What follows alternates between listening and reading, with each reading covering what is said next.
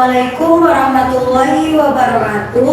Perkenalkan, saya Vini Rahma Fitrianti dengan NIM 2086206176 dari kelas 6D Prodi S1 PGSD Fakultas Ilmu Pendidikan Universitas Pahlawan Tuanku Tembusai.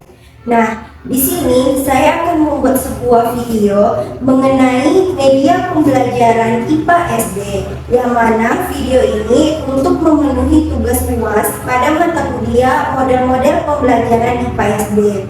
Di video ini juga nantinya akan saya tampilkan dan jelaskan mengenai media pembelajaran yang saya buat yang bernama media pembelajaran cara perkembangbiakan hewan, yang mana media ini digunakan pada muatan IPA di kelas 6, tema 1, selamatkan makhluk hidup, subtema 2, hewan sahabatku, pembelajaran 1. Media pembelajaran ini digunakan pada materi pokok mengenai cara perkembangbiakan hewan yang terdiri dari ovipar, vivipar, dan ovovivipar. Kali ini saya akan menjelaskan sedikit mengenai 3 kategori cara perkembangbiakan hewan tersebut. Yang pertama adalah ovipar. Ovipar ini merupakan sebutan bagi hewan yang berkembang biak dengan cara bertelur. Contohnya adalah ayam, cicak, kura-kura, angsa, burung merpati, katak, kupu-kupu, buaya, dan semut. Yang kedua adalah vivipar. Vivipar ini merupakan hewan yang berkembang biak dengan cara melahirkan. Contohnya adalah gajah, sapi, kambing, kucing, kelinci, domba, unta, dan lain sebagainya. Yang ketiga adalah ovovivipar. Ovovivipar ini merupakan hewan yang berkembang biak dengan cara bertelur dan melahirkan. Contohnya adalah ular, kuda laut, ikan hiu, bunglon, dan iguana. Dengan penggunaan media pembelajaran cara perkembangbiakan hewan ini dapat memudahkan guru dalam menjelaskan materi dan memudahkan siswa dalam melakukan penyeleksian hewan berdasarkan cara perkembangbiakannya, membuktikan hewan yang termasuk ke dalam jenis ovipar, vivipar, dan ovovivipar, serta menjelaskan hewan yang termasuk ke dalam jenis ovipar, vivipar, dan ovovivipar. Adapun alat dan bahan yang digunakan pada pembuatan media pembelajaran cara perkembangbiakan hewan ini, yang pertama alatnya itu seperti cutter, penggaris, dan gunting.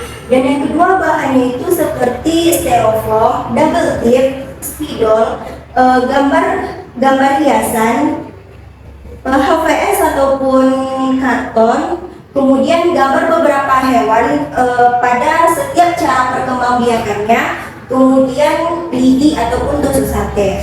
Nah, itulah yang mengenai alat dan bahan pada pembuatan media pembelajaran cara perkembangbiakan hewan ini. Kemudian seperti yang dapat kita lihat bersama bahwa media pembelajaran ini terbagi menjadi 4 bagian. Bagian yang pertama atau bagian yang paling besar ini disebut dengan zoo atau kebun binatang, merupakan tempat untuk meletakkan beberapa jenis hewan ataupun tempat kumpulan hewan yang diletakkan secara acak layaknya kebun binatang. Namun seperti yang sudah saya sampaikan tadi bahwa dalam bagian zoo ini untuk meletakkan hewan-hewannya itu dilakukan secara acak, tidak berdasarkan jenis ataupun cara perkembangbiakannya. Kemudian bagian yang kedua yaitu ovipar. Ovipar ini merupakan tempat untuk meletakkan hewan-hewan yang berkembang biak dengan cara bertelur. Yang ketiga adalah vivipar. Vivipar ini merupakan tempat untuk meletakkan hewan yang berkembang biak dengan cara melahirkan. Yang ketiga adalah ovovivipar. Ovovivipar ini merupakan tempat untuk meletakkan hewan yang berkembang biak dengan cara bertelur dan melahirkan. Nah, kemudian dalam media pembelajaran ini juga terdapat beberapa gambar dari jenis-jenis hewan yang direkatkan pada sebuah lidi ataupun tusuk sate guna untuk memudahkan dalam menancapkannya pada styrofoam pada setiap bagian-bagian dari meja ini, baik pada bagian zoo, ovipar, vivipar, maupun ovovivipar. Selanjutnya masuk kepada penggunaan media pembelajaran cara perkembangbiakan hewan ini. Yang pertama, ketika kita yang berposisi sebagai seorang guru meminta siswa untuk menentukan, menyeleksi, ataupun mengelompokkan beberapa jenis hewan yang ada pada bagian zoo ini untuk diseleksi ke dalam cara perkembangbiakan secara bertelur. Maka siswa mengambil beberapa gambar dari bagian zoo ini seperti ayam, angsa, kura-kura, dan juga kupu-kupu, dan meletakkannya pada tempat yang sesuai dengan arahan guru, yaitu pada bagian ovipar.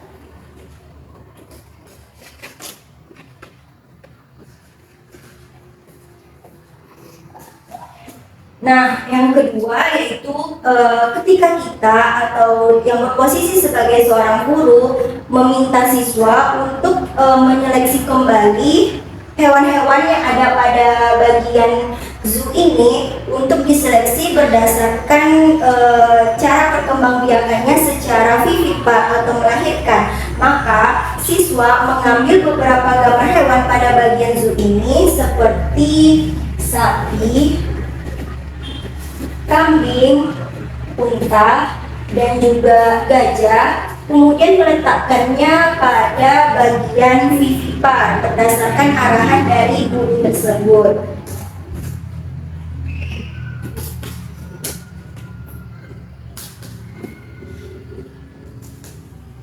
Dan yang terakhir, ketika guru meminta siswa untuk menyeleksi kembali ataupun mengelompokkan hewan-hewan yang ada pada bagian zoo ini ke dalam ke dalam cara perkembangbiakan secara bertelur dan melahirkan atau ovovivipar. Maka siswa kembali mengambil beberapa gambar dari bagian zoo ini dan meletakkannya pada bagian ovovivipar. Seperti ada bunglon, ada ikan hiu, dan jenis-jenis ikan lainnya.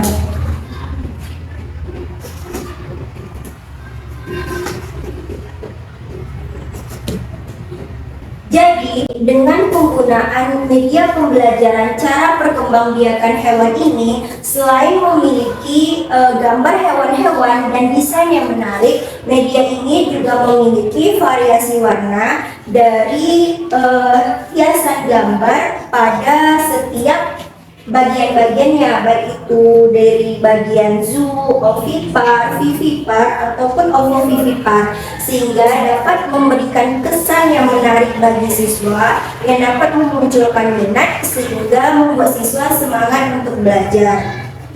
Demikianlah penjelasan saya mengenai media pembelajaran cara perkembangbiakan hewan ini. Semoga dapat bermanfaat untuk kita semua. Saya mohon maaf apabila ada salah-salah kata.